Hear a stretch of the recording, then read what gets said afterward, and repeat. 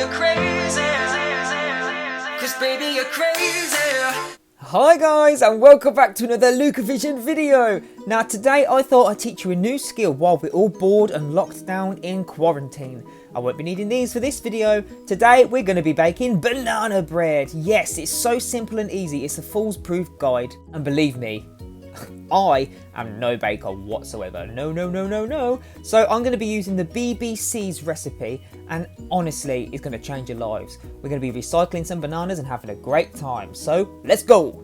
Right, this is why it's so foolproof. We have self-raising flour, normal flour's fine, some sugar, some butter.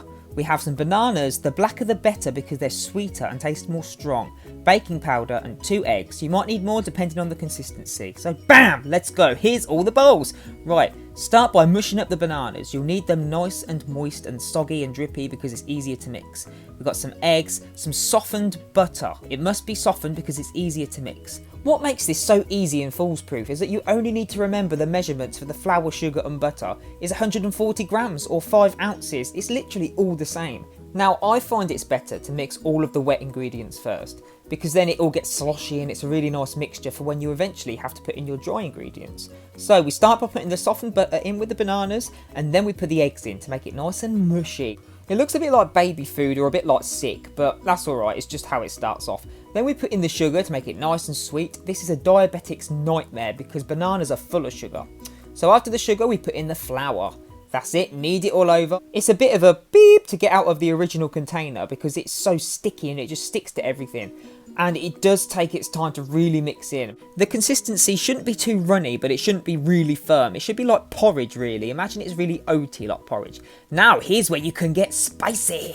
Add whatever you like, be creative. Here I'm using all bran because I'm an old man and I like the fibre content. Not really, our neighbour's lovely and she's big on baking and she recommended it. So I'm going to take her word for it. Thanks, Linda. Now what? I know, let's get even more creative. We have a diabetic in the household, so we have some sugar-free syrup. It's caramel, so it's lovely and sweet. I mean, you could have chocolate chips or coconut or Malibu. No, I don't recommend Malibu. Do not drink, kids. It's not good for you. Anyway, this is where we add the baking powder. Only a pinch. Not entirely sure what it's for, but that's what the recipe says, and it's worked for me so far. So let's crack on. Right, next. Thank you. Next. Right, we're done with that. Now we need the baking tray to put it in the oven. Now you need to grease this up with butter and flour. I'd recommend using the butter that you used earlier from the container because, as my grandma said, God rest her soul, waste not, want not. Now we need a little bit of flour. Only a little bit, mind you, not too much. Whoa. Because a little bit goes a long way. Remember everybody, less is more. Give that sucker a little shake. Make sure it's all around the edges, just so then the cake doesn't stick to the tray once we bake it. Now is the fun part where we pour the mixture into the baking tray. Gotta be honest with you, I enjoy eating the mixture before it's baked. So I mean, here you get the best of both worlds. You get to cook all of the mixture and then savour the sweet flavour of the mixture in the bowl. Oh, honestly, it's divine. Now it doesn't matter what pan you put it in, just make sure it's nice and even. Then we put it in the oven at 190 degrees for 45 minutes. Now what? Wash up? Nah. We need to find something to occupy ourselves for 45 minutes.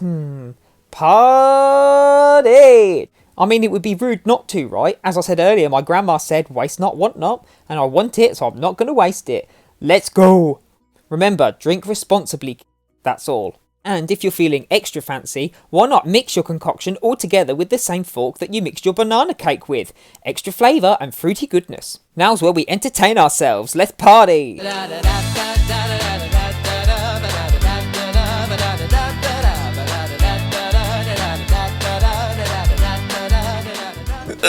Lousy check banana bread. Oh, but I want another one.